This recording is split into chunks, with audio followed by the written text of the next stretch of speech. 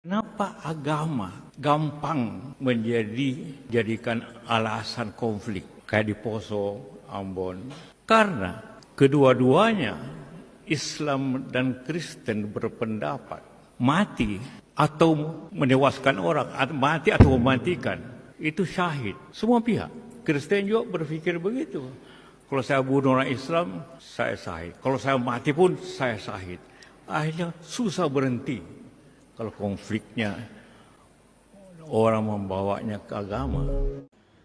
Haleluya, haleluya, haleluya. Assalamualaikum warahmatullahi wabarakatuh. Salam Aki. Aku kabarkan Injil keselamatan. Bapak Ibu kasih Tuhan, ketemu lagi dengan saya Evangelis Avraham Effendi Usman. Bagaimana kabar Bapak Ibu semua? Tentu luar biasa. Yes. Wow, kita itu sangat istimewa. Nah saudaraku, para pecinta Jangka Bahagia dan para pengikut Kristus yang setia, bagaimana tanggapan kita semuanya setelah kita sama-sama menyaksikan, sama-sama mendengar cuplikan video tadi. Itu tadi Bapak Yusuf Kalla, ya. Saya tidak habis pikir kenapa Bapak Yusuf Kalla punya pengertian seperti itu. Beliau bisa berpikir seperti itu, beliau punya pendapat dan bisa berpendapat seperti itu. Ini adalah pikiran yang sangat liar sekali. Ucapan-ucapan beliau itu ucapan yang tidak mendasar. Apalagi Bapak Ibu, beliau tidak pernah melihat Alkitab. Kok bisa-bisanya beliau berbicara seperti itu? Ini benar-benar fitnah yang sangat nyata yang dilontarkan oleh seorang Bapak Yusuf Kalla. Seharusnya beliau memberikan nasihat supaya jangan sampai terpecah belah antar umat beragama.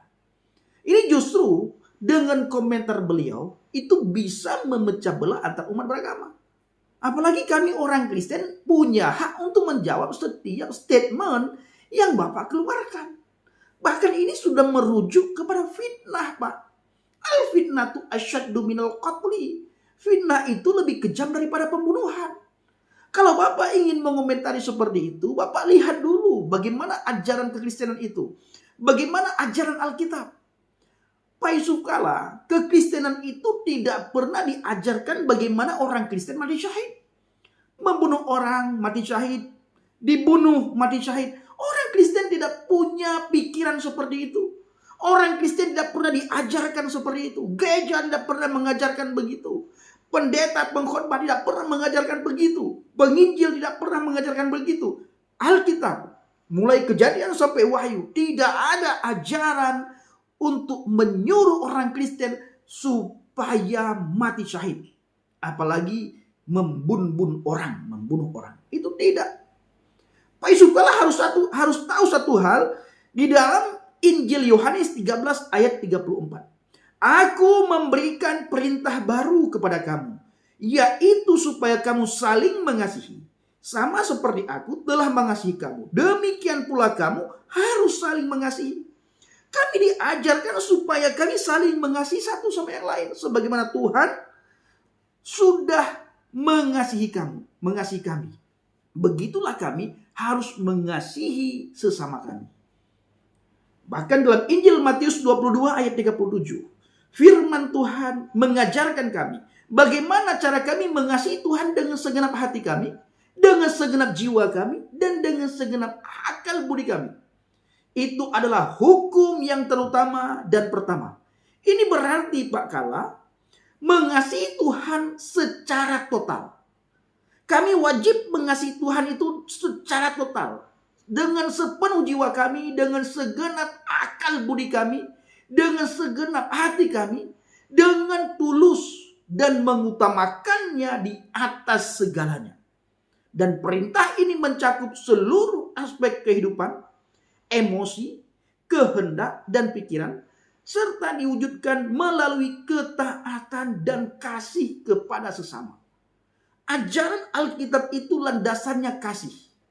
Kasih yang pertama itulah kepada Tuhan. Mengasihi Tuhan dengan segenap hati, dengan segenap jiwa, dan dengan segenap akal budi. Lalu mengasihi sesama manusia sebagaimana engkau mengasihi dirimu sendiri.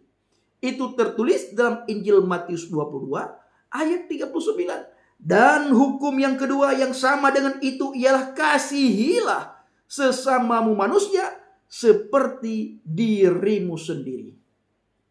Ini Pak Yusuf Kalla harus sering-sering membaca Alkitab. mendengar khotbah Bapak Pendeta. Tidak ada satupun khotbah pendeta yang menyuruh orang Kristen, yang menyuruh jemaat untuk berperang, untuk melawan, dan untuk melakukan kejahatan, apalagi membunuh. Tidak ada. Dan saya sebagai pendatang baru di dalam kekristenan, sebagai petobat baru alias murtadin, belum pernah saya menemukan ada hamba Tuhan yang mengajarkan saya untuk melakukan kejahatan, apalagi membunuh. Jangankan itu, kami dilarang untuk berkata dusta, dilarang untuk bersaksi dusta, bahkan dilarang untuk memakai nama Tuhan dengan sia-sia. Contohnya membun-bun orang, teriak nama Tuhan. Kami dilarang, tidak boleh. Jangankan membunuh orang pakai nama Tuhan, bersumpah saja memakai nama Tuhan itu dilarang. Apalagi mengenai mati syahid. Tidak ada istilah mati syahid di dalam kekristenan, tidak ada. Yang ada itu Pak JK, di dalam kekristenan itu, hidup bagiku Kristus, mati keuntungan. Tapi kalau disuruh pilih, kami disuruh harus memilih untuk diberikan kehidupan supaya kami bisa memberitakan kabar baik, kabar sukacita, kabar kerajaan surga, dan kabar keselamatan. Tapi kalau kami mati mendapatkan keuntungan. Tidak was-was, tidak lagi takut, tidak lagi gelisah dan khawatir. Setelah mati kami kemana? Karena orang yang mati dalam Tuhan pasti berada bersama dengan para soleh-soleh Tuhan di surga. Jadi Pak JK, Bapak sebagai tokoh di bangsa dan negara ini, berbicaralah yang benar, Pak. Jangan menyebarkan kebencian, jangan menebarkan fitnah, Pak. Tidak boleh. Ya, ajaran kekristenan tidak ada seperti itu, Pak Yusuf Kalla. Seandainya yang berbicara itu orang Kristen, seandainya yang berbicara itu pendeta, seandainya yang bicara itu hamba Tuhan, itu sudah didemo berjilid-jilid. Itu sudah dianggap penistaan agama. Pasti ujung-ujungnya dijebloskan dalam kerengkeng. Pasti hukum menanti orang tersebut. Tidur tidak nyenyak, tidur makan tidak enak, kemanapun pergi tidak nyaman. Was-was dihantui dengan hukum penistaan agama. Seandainya yang berbicara seperti Pak Yusuf Kalla itu adalah orang Kristen, atau pendeta, atau gembala, atau hamba Tuhan. Siapapun. Yang jelas bukan Bapak yang berbicara, dan bukan orang Islam yang berbicara seperti itu. Pasti hukum penistaan agama akan menanti. Nah, jadi Pak Yusuf Kalla, kami diajarkan tentang kasih. Lalu kami diajarkan bagaimana kami bisa mengasihi musuh dan bisa mengampuni musuh. Kasihilah musuhmu dan doakan mereka yang menganiaya kamu. Ini diajarkan. Di setiap gereja diajarkan ini. Di setiap gereja diperdengarkan bagaimana kami bisa mengasihi musuh. Seandainya di dalam kekristenan itu, di dalam Alkitab tidak diajarkan kasih, di dalam Alkitab diajarkan tentang jihad, tiap hari terjadi pertumpahan darah di bangsa dan negara ini. Kenapa? Karena sering sekali orang Kristen dipersekusi dalam hal beribadah. Gereja dipersekusi, izin gereja dipersulit, diganggu ibadah. Segala hal kami alami. Rumah doa sebentar-sebentar ditutup. Baru beberapa hari yang lalu di Tangerang ditutup rumah doa. Selesai ibadah Jumat Agung, ditutup rumah doa.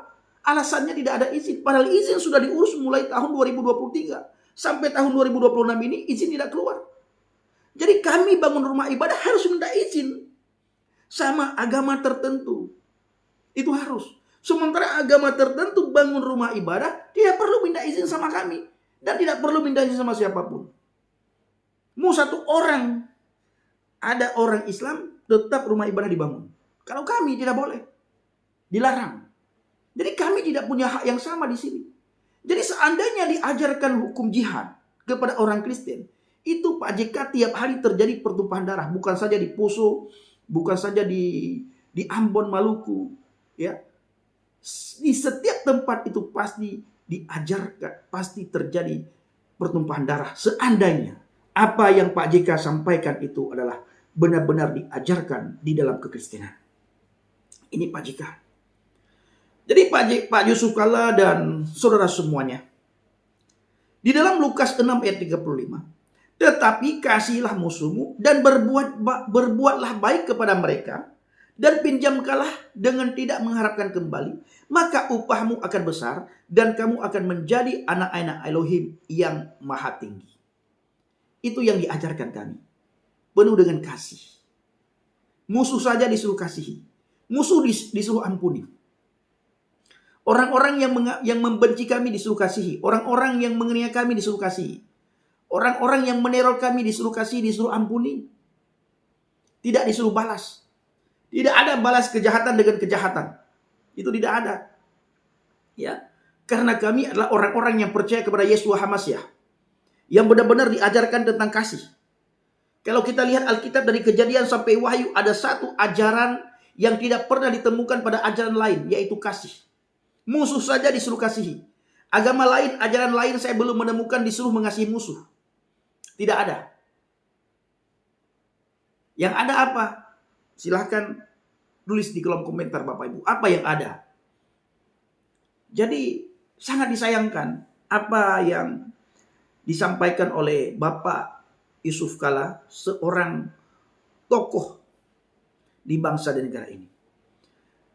Sebelum kita tutup, Bapak Ibu, saya akan membacakan di dalam 1 Korintus 13 ayat 4, ayat 5, dan ayat 7. Kasih itu sabar. Kasih itu murah hati. Ia tidak cemburu. Ia tidak memegahkan diri dan tidak sombong. Ia tidak melakukan yang tidak sopan dan tidak mencari keuntungan diri sendiri. Ia tidak bermarah dan tidak menyimpan kesalahan orang lain. Ia menutupi segala sesuatu, percaya segala sesuatu, mengharapkan segala sesuatu, dan sabar menanggung segala sesuatu.